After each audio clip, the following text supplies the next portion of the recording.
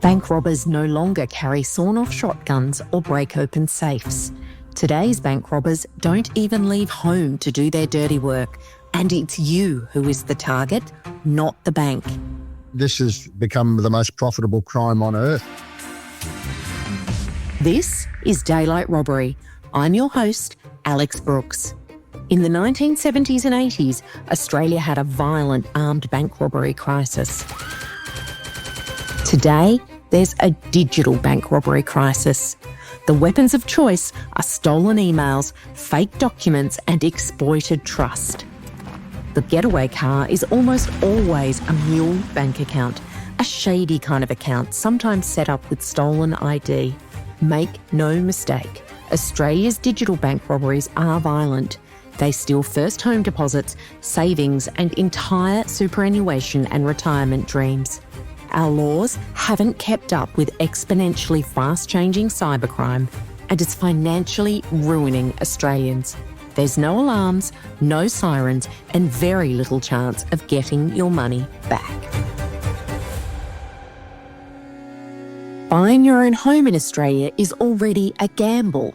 If it's not the expensive house prices trying your luck, it could be a pushy real estate agent or an eye-watering mortgage. Most of us don't realise digital bank robbery is also a wild card in Australia's high-stakes home ownership game. Just ask 20-somethings Jessica Greentree and Will Clinton. This couple did what around 2/3 of first home buyers do to buy a home in Australia, which has the second most expensive house prices on the planet. They embraced their frugal side, gave up avocado toast, Jess doesn't like it anyway, and leaned into the bank of mum and dad, the 10th largest bank in Australia. Jess's parents let them live rent-free in an asbestos shed. They didn't need heating. Will and Jess had love to keep each other warm as they saved 100% of their wages and worked side hustles for nearly 2 years. Getting the keys to their first house should have been a day of triumph. Instead, they were financially ruined. The couple had their $50,000 property deposit stolen by a NAB Mule bank account in the name of Natasha Swain. We realised we were scammed when I received an email from the person pretending to be the solicitor saying your money has not gone into our trust account.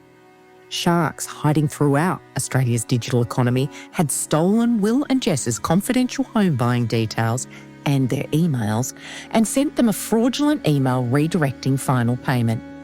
Criminals sent the email at precisely the right time to trick them. These sharks operate at an industrial scale, executing stings that raise millions at a time.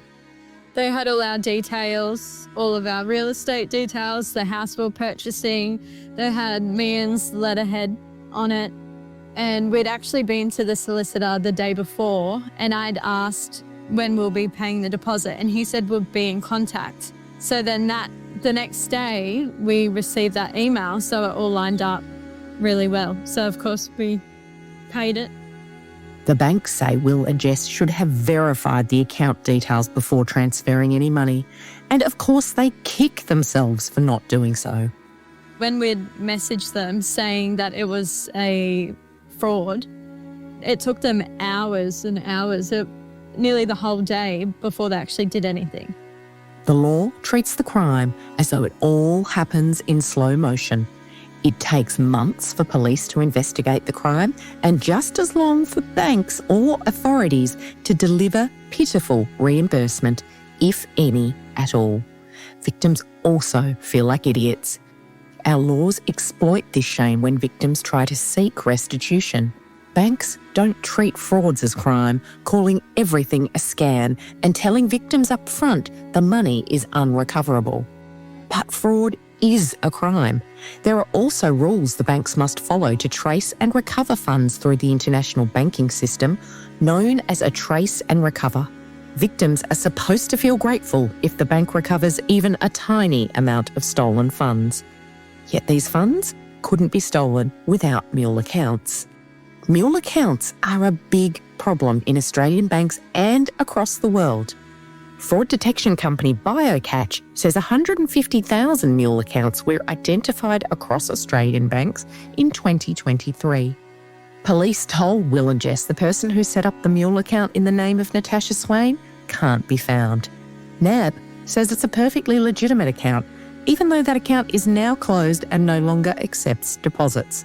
So what's going on? Well, in Australia, banks don't have to match names and account numbers. This has allowed millions to be scammed from Australians who believe they are transferring money to buy a house, pay a bill, or maybe open a term deposit. Banks spend a small fortune on ads and marketing telling you how secure they are, how much they care to protect you. But banks were first asked to match names and account numbers way back in 2019. Australian banks didn't do it. Most British banks did do it as part of a voluntary system. And today, the United Kingdom has mandatory reimbursement for push frauds like the one Will and Jess experienced. Australian banks rarely reimburse, even when the bank was complicit in allowing a Mule account to be set up with stolen identity. Just 2 to 4% of stolen money goes back to victims, according to the regulator ASIC. Some victims complain to the Australian Financial Complaints Authority, known as AFCA, which has thousands of scam cases in a queue. Will and Jess were disgusted to find out AFCA conciliated a reimbursement of just $500 for their $50,000 loss. We just lost all faith in the Australian banks, I guess. Just felt betrayed. You think your money's safe in the bank and that's why it's there. Will and Jess cannot afford to move into their first home. They still live in that asbestos shed and hope that renting out their house will help them financially recover. Because the real kicker is that banks profit from these crimes. Will and Jess's mortgage bank now charge them a higher interest rate on their home loan because they had to change to an investor loan. The interest Will and Jess will pay on their $50,000 digital bank robbery at current mortgage interest rates means this crime will cost them an extra $123,000 in interest over the next 20 years. And that's on top of the $1 million home loan they already have.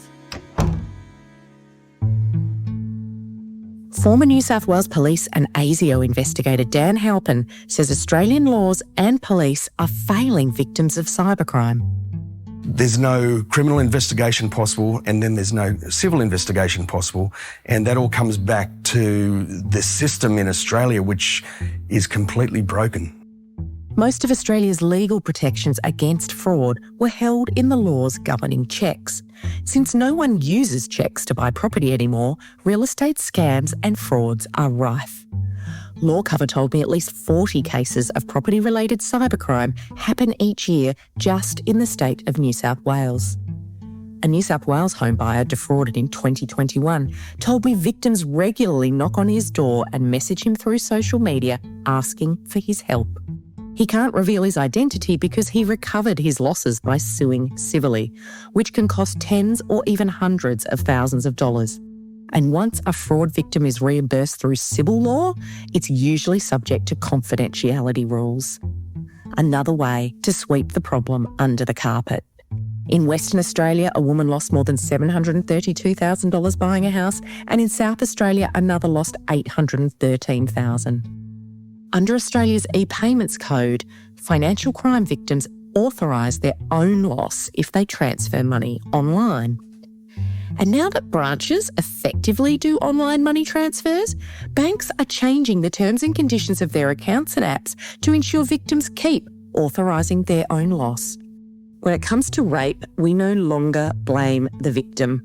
When it comes to financial crime, Australian law firmly blames the victim, and it's causing untold harm. I am aware of some situations where victims are suffering massive depression, and I've even heard of cases where victims have committed suicide.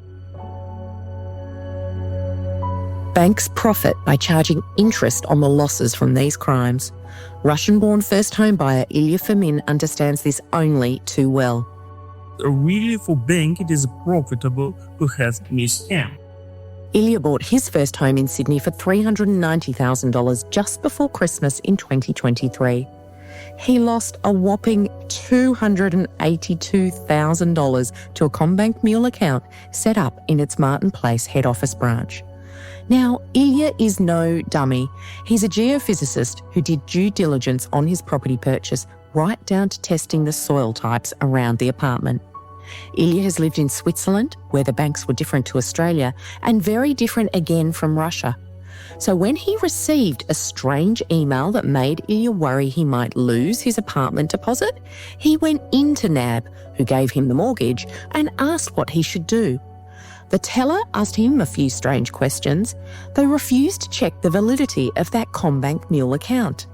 This led Ilya to believe he should do the fateful transfer, which of course he also kicks himself for. Ilya, like Will and Jess, fell victim to a financial crime that he had to take the blame for, even though he did the transfer in a branch which isn't technically subject to that e-payments code. Banks are shifting all liability for fraud to customers. But customers have even less ability to spot a Mule account than a bank does.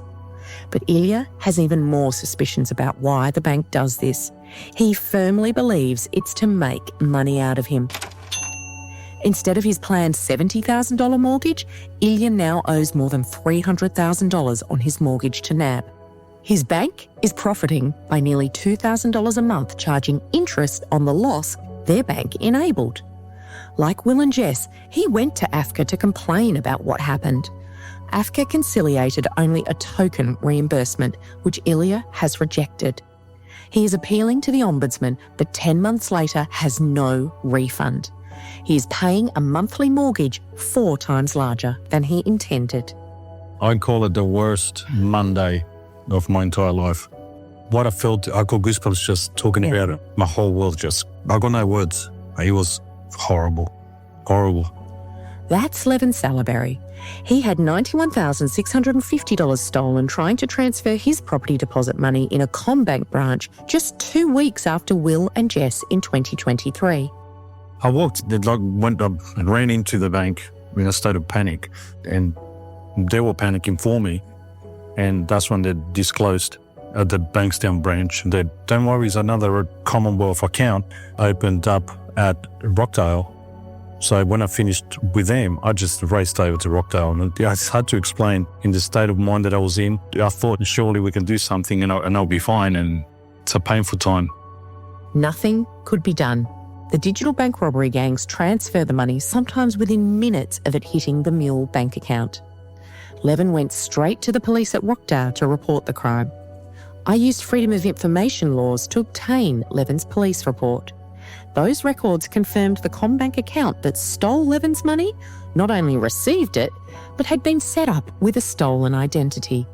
I investigated the account name Levin's bank teller transferred to, F. Ahmed Services, and found it's a sham $100 company set up explicitly to defraud people.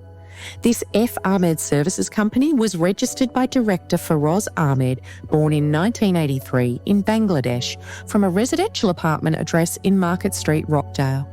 Now, police couldn't charge this company director with any crime, and that's because Feroz Ahmed claimed his identity had been stolen. And this is the problem with Mule accounts. Banks know these accounts are not legitimate, but mules, even when they take a cut of the stolen money, claim their identity was stolen and had no idea it had even been set up. This makes it impossible for police to charge mules with any crime under Australian laws.